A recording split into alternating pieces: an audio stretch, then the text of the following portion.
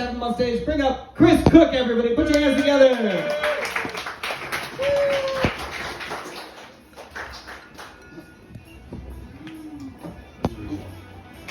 Thunder! Thank you, Alex. He warmed up the crowd in the form play equivalent of thumbing in a softie. Jesus Christ. Who is American? Kinda. Woo! Are they all hungover celebrating last night's victory? Woo! Alright, before we get into politics, I'll start with this one. I met a drug-addicted prostitute the other day. Fuck, that's a hole that'll never be filled. Dating's hard, am I right, guys? Especially since I got married. So, politics, let's get fucking to it. Does anyone think that American elections are a little bit too important to leave to Americans? Let me go. I mean, just think of like the average dumb American you've met and realize that half the Americans you've met have passports. Which puts them in the top quartile. I'm serious. Like, fuck me. I don't know. Everyone was shocked. How could this happen? How could this happen? I was looking at the statistics the whole way and it was 55%, which if you've ever flipped a coin, you get a head or a dickhead quite often, in this case twice, right? Like, Jesus. That's just statistical probability. At this point, Trump has beat more women than the Algerian boxer.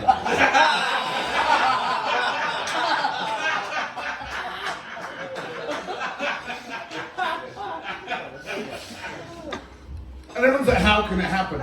I'll tell you how it fucking happens, right? Because we've had 10 years of people saying, clutching at their pearls emotionally, saying, oh, Trump is the devil. Trump is Hitler. A vote for Trump, it condones rape. And then when the pollsters come out and say, excuse me, sir, how are you voting? People go, I'm not voting. No, I'm independent, right? Just shut the fuck up and keep quiet about it.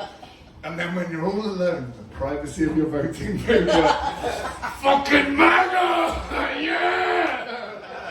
That's how it happens, bitches! So yeah, like, I'm excited. Like, I genuinely feel proud to know that we're living in an era that in 20 years' time, there's two options, right? One is the history textbooks will describe this as the start of World War III. Not the lead up to. I genuinely feel like either we're living in the start of World War III, and for many people they're feeling it, right? Israel, Palestine, Ukraine, Russia, right? Or there just won't be fucking history textbooks anymore. Those are the two options, motherfuckers. And look, for the Americans in the audience, it's very easy for us Brits to criticize you. It's like, do you know when your mum gets too old to drive, but she has very strong opinions on how you should be driving? That's how the British feel watching the US control the world. We're like, well, I wouldn't have done that. Yeah, but you lost the fucking empire, Grandma. Shut the fuck up. No one cares what the Brits think about anything anymore. It's hard for me, you know. Where we come from, we call ourselves Great Britain. Anyone here, have you ever called Britain great? Just us. Right, so we're writing our own TripAdvisor reviews at this point. Nice. The only bigger lie that's ever been told in the country's name is the United States. Were you feeling united this morning, darlings? Were you? Fucking no. Great Britain, if you have to tell people, right, imagine if Alex introduced me with, ladies and gentlemen, it's all in proportion, Chris. Eyebrows would be raised. Ladies and gentlemen, this is not a pedophile Chris. if you have to tell people you're great, there's a fucking problem. It reminds me of those like African dictatorships, right? The more enthusiastic adjectives in the name of the country, the shitter it is. Right, the People's United Democratic Republic of... Oh my God, don't look at the Wikipedia entries. Horror after horror after horror. Mostly because they were colonized by Britain, let's be honest. Great Britain, thank you, sir, yes! We need some of that Trump energy. Make Britain great. Spoken like a true colonizer. See, and look, has anyone else noticed that you can't spell colonizer without colon? That was feedback from the countries we invaded. But if you've ever dealt with British customer service, we do not give a shit about your feedback. Worst service in the world by the Brits. Oh my fucking God. So, I grew up in Thailand. And I know what you're thinking, wow, not all Asians look alike. No, you weren't thinking that, just Alex. Okay, fine. Fucking, like, people ask me, what's it like growing up in the third world? And I'm like, well, third world means developing. So things are getting better. Have you been to Europe lately? Things are not getting better. Which objectively makes it a fourth world country. just things are literally getting shitter. You can see it. Yeah, true. Right. Preach. We're gonna start a revolution.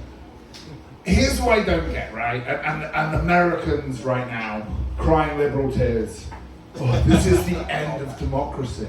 Guys, we've all chosen to live in a country that stopped caring about democracy, let's be honest. Oh, is that controversial? Come on. And it's better. How the fuck is it better? It is though, right?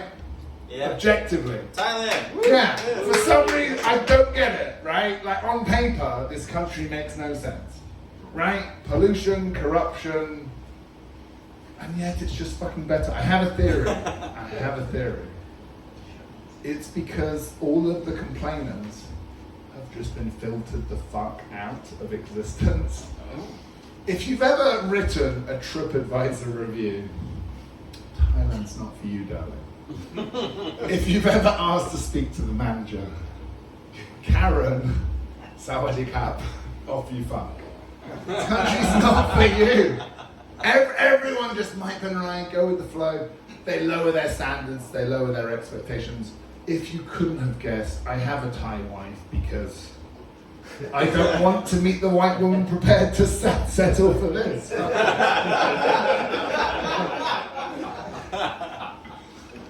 In England, you can demand a pizza show up in 30 minutes or less, right? And if it doesn't show up on time, you get pissed off. That is a fucking thing. Here, your pizza will show up. Or not. Those are the fucking options. Mike Ben right. They don't need such fast delivery, such stress. They have street food everywhere. In England, street food is when you drop your kebab on the floor and go, yeah, Mike Ben right. Fuck it. Anyway, look, I'll leave you with this thought. My wife, to get a British passport, had to take a test. Right, like a pub quiz. The stupidest pub quiz ever. The questions were like, what's the national animal of England? Does anyone know this? Koala? No. You, sir, are not invited to England. And I can tell you don't give a shit, yeah. What's the national animal of Wales?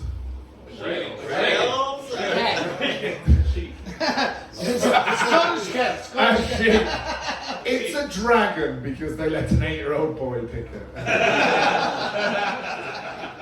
The national animal of Scotland? Ginger. Haggis. A ginger haggis. I'll accept as your final answer. It's actually a unicorn, which is pretty gay. I'd only say that because there's no Scottish people here. Anyway, so my wife finally passed this test, and I'll ask you this pub quiz question because I just think it's ridiculous. Like, we should be lucky. Any motherfucker that wants to move to the shitty country of the UK, please, come on, please. You want to have a minimum wage job here and pay tax, please, come, please, thank you. So here's a pub quiz question for you, right?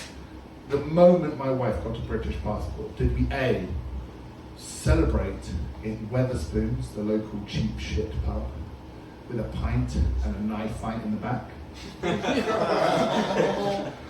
Did we B, have a cheeky pasty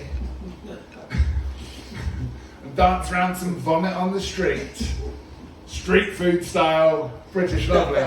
Or C, did we immediately buy our tickets to Thailand and emigrate the fuck here? B for sure.